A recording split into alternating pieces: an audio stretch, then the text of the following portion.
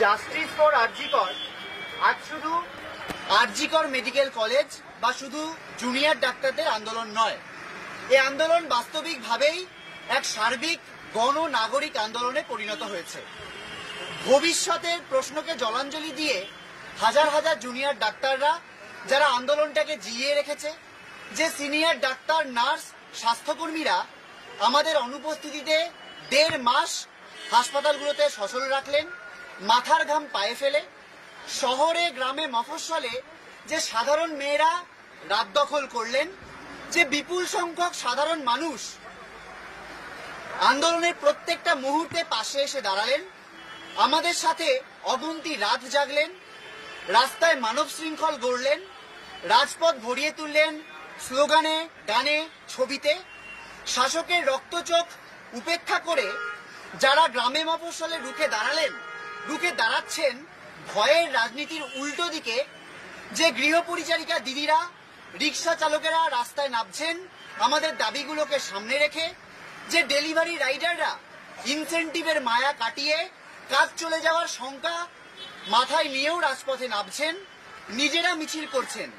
দিনভর ডেস্ক জবের পরেও আমাদের বয়সী আইটি শ্রমিকরা প্রায় প্রতিদিন লড়ছেন, মিছিলে থাকছেন, অবস্থানে গলা মিলিয়েছেন আমাদের গানে, স্লোগানে।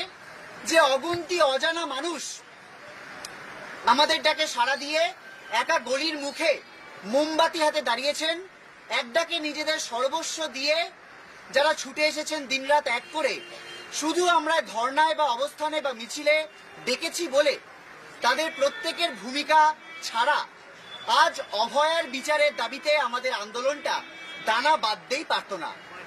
এই আন্দোলনটা বাংলার প্রত্যেকটা শুভ বুদ্ধি সম্পন্ন মানুষের তিল তিল অবদান ছাড়া আজ এক চুল এগোতো বলে আমরা মনে করি না।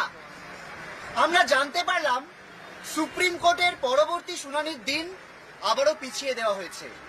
বিচার পেতে এই দীর্ঘসূত্রিতা আমাদের হতাশ করেছে। আমরা প্রথম দিন থেকে বারংবার বলেছি, justice delayed is justice denied. আমরা চাই দ্রুত তদন্ত, দ্রুত বিচার।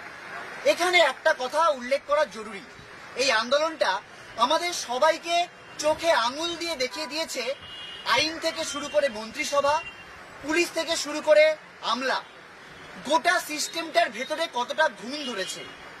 9ই আগস্ট থেকে শুরু করে আজ অব্দি আন্দোলন তীব্র না হওয়া অব্দি সিবিআই একজনকেও অ্যারেস্ট করেনি।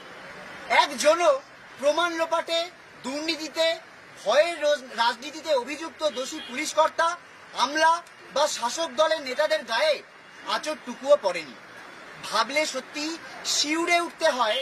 আমরা তো না হয় কোটানকোট সম্মানীয় ডাক্তার, একটা নৃশংস ঘটনার বিচার পেতে আমাদেরই যদি এতটা কাঠখড় পোড়াতে হয়, রাতের পর রাত ঝড় বৃষ্টি মাথায় নিয়ে যাদের রাস্তায় কাটাতে হয়, তারপরেও যদি তারিখ পে তারিখ, সেখানে আপাত সাধারণ মেয়েরা, মধ্যবিত্ত